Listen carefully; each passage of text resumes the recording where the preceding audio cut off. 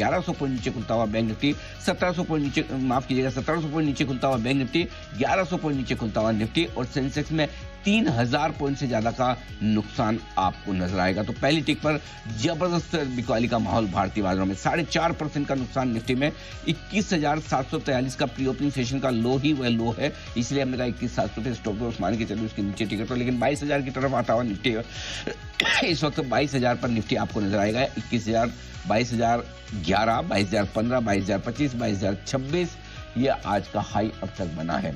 Bank Nifty पे आइए, लो बना है 49,242 का, और वहां से 900 पॉइंट की रिकवरी है। वो लेवल तो दिखे नहीं है, पता नहीं 49,242 किसने किया है। तो 0.3% नीचे, जो हम कह भी रहते हैं कि 3% के आसपास का नुकसान बैंक निफ्टी पर और 4% के आसपास का नुकसान निफ्टी पर, लगभग उतना ही होता हुआ दिख रहा है। बैंक निफ्टी अब 50,000 के ऊपर निकलता हुआ दिख रहा है। 50,000, 50,150 की जो सपोर्ट रेंज थी इंपॉर्टेंट, उस पर आ चुका है। 49,700, 49,900 को भी पार करता। बैंक निफ्टी कंपेरेटिवली कम कमजोर है, सिर्फ 2.5% नीचे है, 3.5% नीचे निफ्टी है। सेंसेक्स 3,000 पॉइंट नीचे था, अब 2,600 पॉइंट नीचे है। मिड कैप स्मॉल कैप शेयरों में जरूर कोहराम है। कोहराम नहीं मतलब ऐसा कि मार काट है।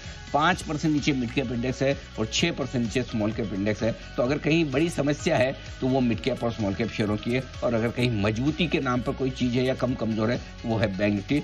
वाटर रिकवरी बैंक निफ्टी देखिए, निचले स्तर से 1100-1200 पॉइंट रिकवर होता हुआ दिख रहा है बैंक निफ्टी।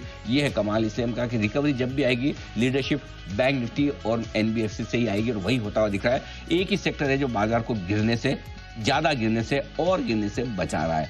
आइए बता दूं मैं आपको कौन से हैं वो सेक्टर्स जहां पर, और क्या कौन से हैं निफ्टी के स्टॉक्स जहां माहौल, माय गुडनेस, एक भारतीय एयरटेल अकेला है 0.5% ऊपर। इसका सम्मान किया जाए भाई, भारतीय एयरटेल का अकेला स्टॉक है जो 0.5% मजबूत है, लेकिन उसके अलावा सारे के सारे स्टॉक लाल निशान में आपको दिखेंगे। भारतीय के अलावा सब कुछ गिरा हुआ। सबसे ज्यादा कौन होड़ लगी है? ट्रेंट 10% नीचे लोअर सर्किट पर, इन्फोसिस 0.10% नीचे, Tata steel 9%, Tata motors 9%, Hindalco 7%, tech Mahindra 7%, ONGC 7%, HCLTech 7%, L&T भाई इसका क्या लेना देना, इसको क्यों गिरा रहे हो? 7%, श्रीराम फाइनेंस ये अच्छा है 6% नीचे है।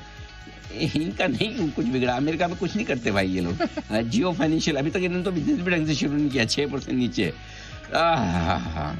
ट्रेन का तो अपडेट आया ना, ट्रेंड में तो क्वार्टरली अपडेट अच्छा है, अच्छा अपडेट है, इसीलिए 10% ही गिरा है।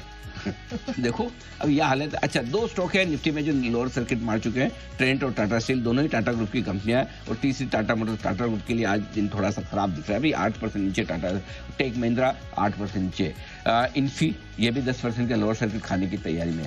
वायदा कारोबार की तरफ आ जाइए, दौड़ के आए, धीरे आए, क्या फर्क पड़ता है, जैसे आए वैसे आ जाए, आपकी जो मर्जी हो। जो नीचे के सर्किट लगाने वाले स्टॉक है पहले वो बता रहा हूँ, टाटा स्टील, ट्रेंट और भारत फोर्ज। ये भारत फोर्ज लग के वापस खुला है शायद, 10% नीचे है भारत फोर्ज। इन्फी 9% नीचे, सिंजिन 9.5% नीचे Syngene, my goodness. PNB housing 9%, हे भगवान। सेल 9%, आइनॉक्स 9%। तो फॉर योर काइंड इन्फॉर्मेशन बता दूं, जो 8% से ज्यादा कम गिरे हैं उनका मैं आज जिक्र नहीं करूंगा, नॉट वर्थ डिस्कसिंग, वैसा अलग।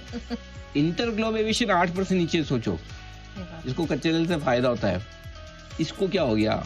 Oil India 8%, Tata motors 9%, Titagarh 9%, Coforge 9%, Motherson 9.5%। हे प्रभु बचाओ।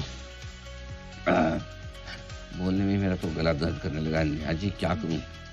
हरे निशान में कौन है? कोई भी